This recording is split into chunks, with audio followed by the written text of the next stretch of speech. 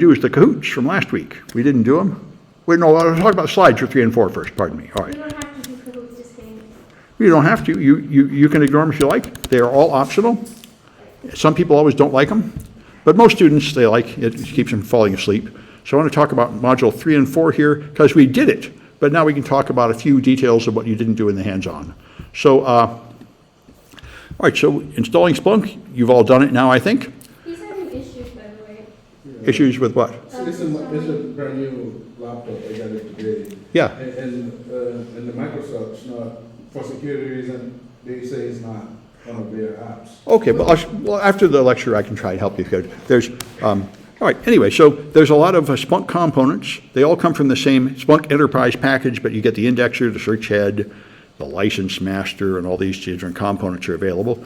So there are required ports available if you're going to install it in like an enterprise environment with firewalls. Now, we're just doing a single installation on one machine and controlling it from that one machine, so the issue doesn't come up.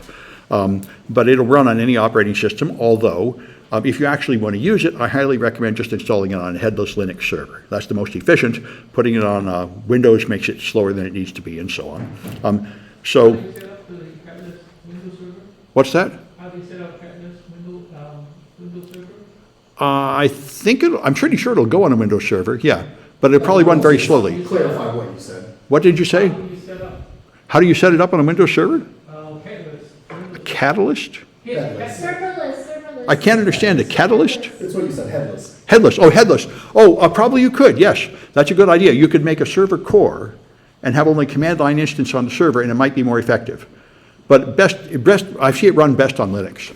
That's a good point. Yeah. And by the way, of course, all it's doing, this is why, in case you're interested in any expensive software, the open source people always say, you're a fool, there's a free open source thing that does the same thing. And the same thing that as Splunk is ELK. Elasticsearch, Logstash, and Kibana are the open source tools that do the same thing, as long as you don't mind it being very difficult to use.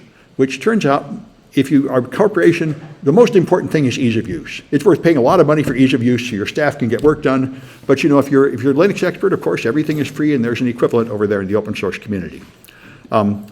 So you can also control it all from the command line. You can use Splunk start, Splunk stop, you can do Splunk enable. You can control everything from the command line if you want to, as you might expect. All right. And so to put in data, you input it, and then it gets parsed and indexed. It's added to an index and compressed, so you have an indexed, compressed database, so it's stored efficiently and it can be searched efficiently. And you've done this, so we put in files and directories, you've had 3 archived files you put in last week to get in there. It can also sniff the network live for network events like HTTP events, and you can forward events from any kind of device like a firewall or a server. By default, it labels every event with source, host, source type, and index, and you can choose to add more indices if you want to. And these are the things that are indexed in the database, and therefore searches on these parameters are very fast. So the professionals learn to always filter on time and these things to make your queries really fast. So you did this before. You added data here. You can also go to your data inputs and choose to input files and directories. So if you wanted to monitor the log files on your local server, you could just add the log directory to it, and it would put all the log files directly into Splunk. And you've done the add data, and you can select, here you see you can select HTTP events from the network or other things from the network, or you can just get data from a script of any type which runs and puts out signals, and it'll feed it into Splunk. So if you have any weird thing you want to monitor, like custom software or something, you can have a script harvest the data. And then you tell it how to parse it. If it's a recognized data type, it will find things in there like the IP address and such. If not, you can just tell it. Take the first 10 characters and call that the time, take the next 15 characters and call that the IP address, and so on, telling it how to break it up into fields. Is that regex or something? What's that? Is it regex or just by character length? It has a sort of menu. It's not as complicated as regex. Oh, like okay. you drag through and call this part 1 and part 2. Yeah. They try to make it easy. And it is essentially doing a regex, but they make it so you don't have to write the regex. Cool, thank you. That's why you pay so much. Splunk makes everything easy. And so it determines the source type. You can create a new source type, and you can have a data preview to see how it is. and it'll highlight things, and if not, you can just highlight things differently to get it, pick them out. All right, and a lot of companies write apps for their product. You install the app in order to ingest the data from their type of product. Yeah, here's the input settings, and so you have the, you get a name and an index, how it'll be stored, and so on. And then you just approve it, and then you've got data. And it may take a while for it to start indexing the data, but it'll catch up pretty soon. And it just depends on the power of your system. So that's a quick overview of their modules 3 and 4, which we just did hands-on. And let me do the Kahoot that goes with them to be all professional and stuff. Mod 3, 4.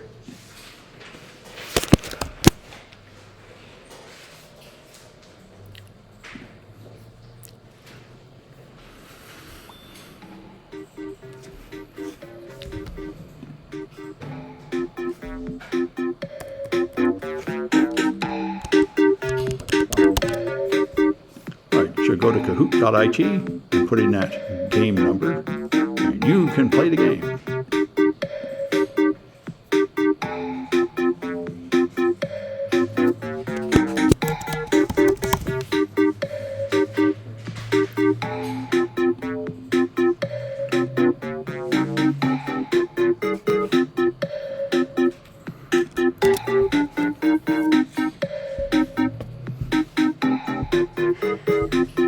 John Wick, boy, we better not mess with that guy.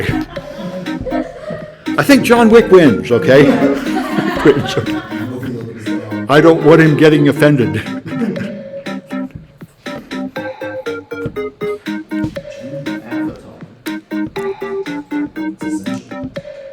I saw Patrick, our department chair's assistant today, and haven't seen him in 2 years since the pandemic, and he's grown long hair. He looks like Keanu Reeves. We were just talking about it. So he might be in here as John Wick.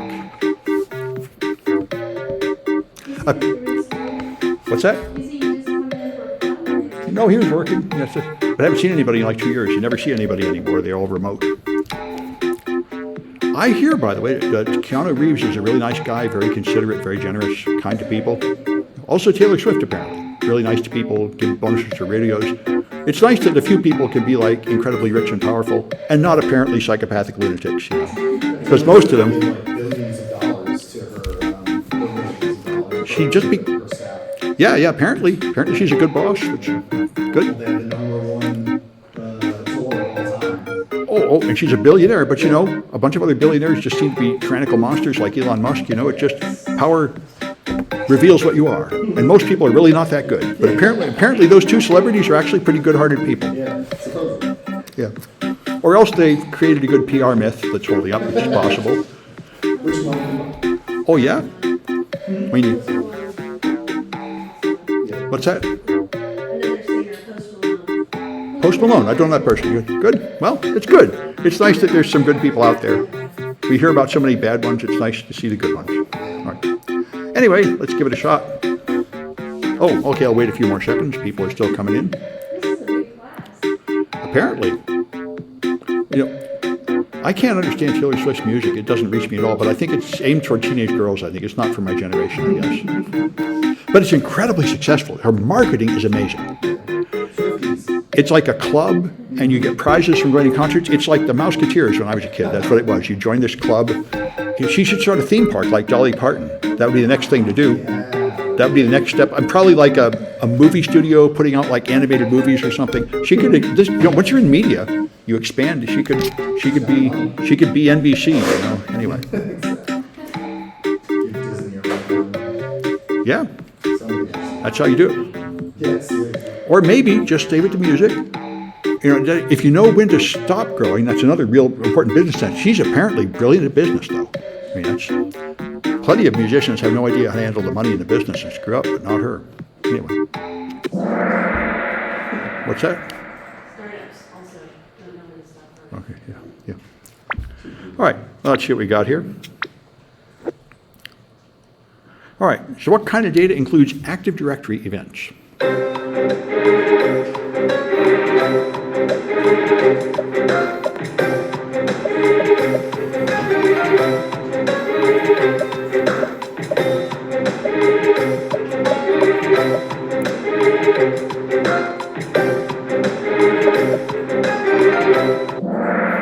That's Windows logs, of course. Active Directory is for Windows servers, and it appears in the Windows logs. And it's super important. That's the heart of all Windows networks. Becoming Active Directory admin is the typical goal of a pen test. Well, I wasn't fast enough. Yeah. All right. And where does it handle license metering?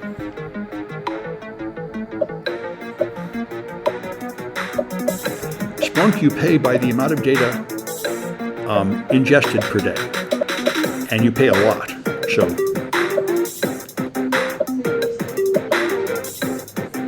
no, I don't think so. But anyway, but you do. That's why it matters. You have to pay, and so it's at the indexing phase that it counts how much stuff you have brought in every day. And I think you can only bring in like 500 megabytes per day for free. And then you have to pay like so many thousands of dollars per 100 megabytes after that. And for a big company, it adds up to a lot of money. And people pay it. But if you're doing old data, then it doesn't count. You can have as much of that as you want. All right, which metadata field contains the path of the input file?